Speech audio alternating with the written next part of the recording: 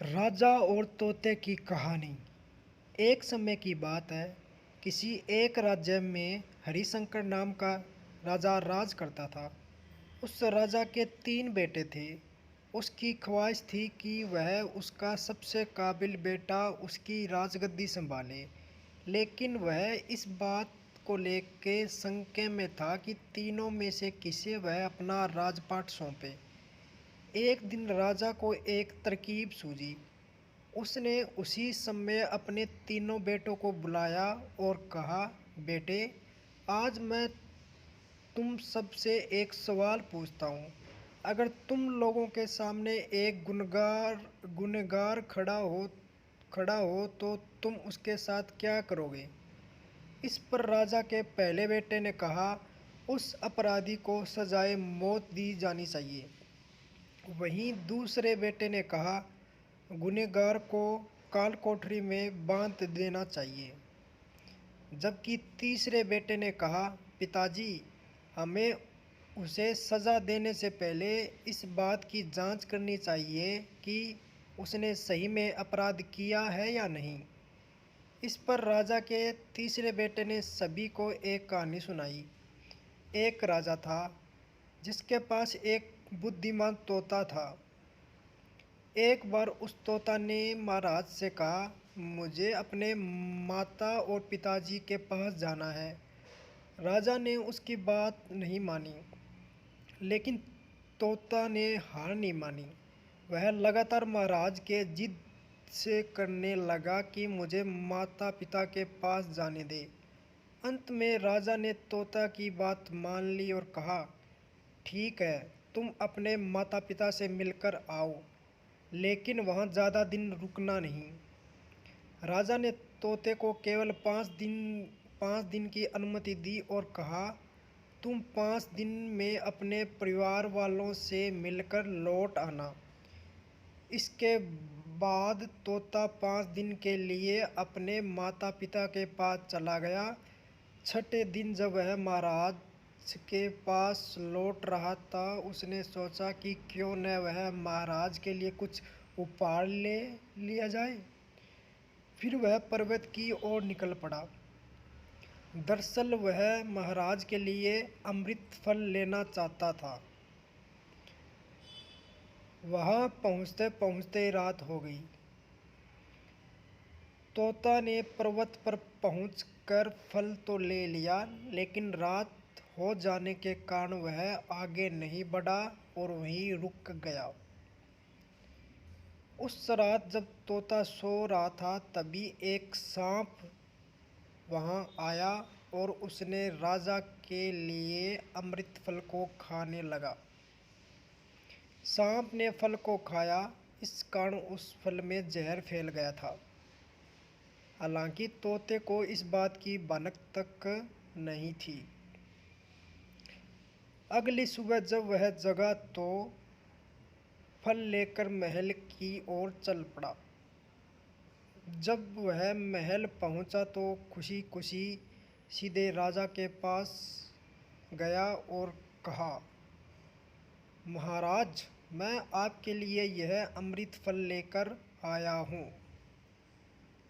आप इसे खाएंगे तो सदा के लिए अमर हो जाएंगे। यह सुनकर राजा काफ़ी प्रसन्न हुए। उन्होंने तुरंत उस अमृत फल को खाने के लिए फल में जहर फैल गया था।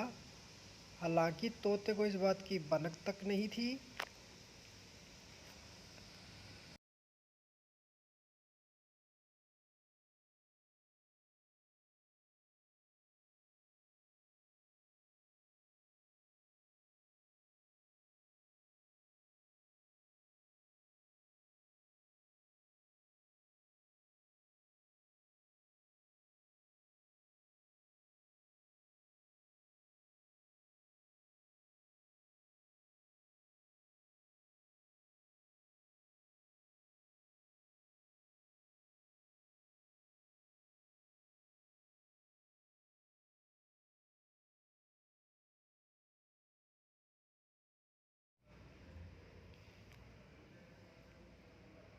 यह सुनकर राजा काफ़ी प्रसन्न हुए। उन्होंने तुरंत उस अमृत फल को खाने के लिए बिना जांच किए खा सकते हैं। एक बार यह देख तो लीजिए कि तोता द्वारा लाया गया यह अमृत फल सही है या नहीं।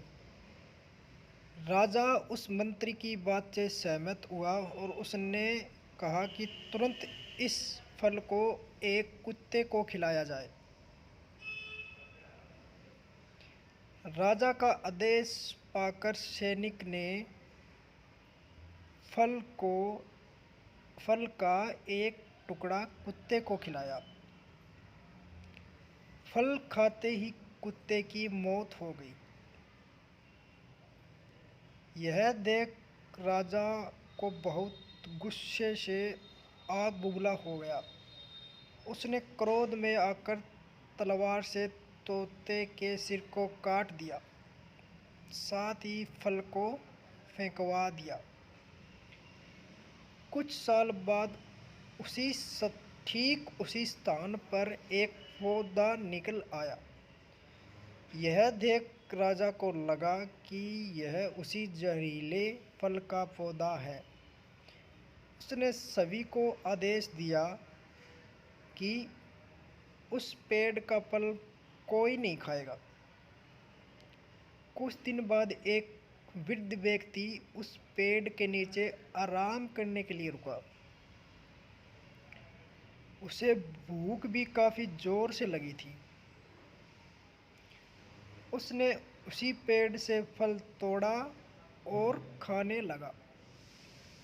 फल खाने के बाद वह बूढ़ा व्यक्ति एकदम से जवान हो गया।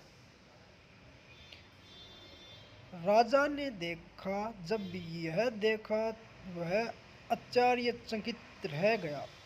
उसे समझ आ गया कि वह फल जहरीला नहीं था। उसे वह बहुत बड़ी गलती हो गई। उसने बिना सच्चाई जाने तोते को मार दिया। इसे लेकर उसे काफी पछतावा भी हुआ। इसके लिए वह मन ही मन में खुद को कोसने लगा। इधर तीसरे राजकुमार की कहानी खत्म होने के बाद राजा हरिशंकर ने उसे ही अपना उत्तराधिकारी नियुक्त किया। इसके बाद राज्य में जश्न मनाया गया।